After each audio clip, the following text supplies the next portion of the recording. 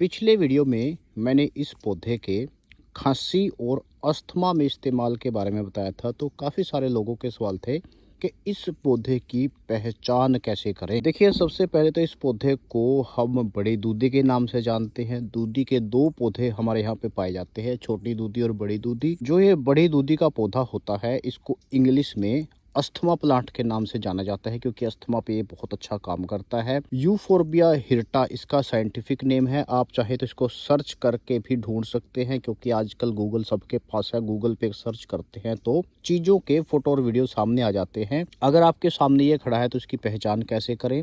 सबसे पहले तो ये ज़मीन के ऊपर फैला आपको दिखाई देगा। दूसरा, इसके पत्ते आप देख सकते हैं, इस तरह से लंबे पत्ते इसके होते हैं। और इसकी सबसे अच्छी पहचान आप इसके इस फूल से कर सकते हैं। जहाँ से भी इसकी शाखाएं फूटती हैं, वहाँ पे इसका एक ये फूल पाया जाता है।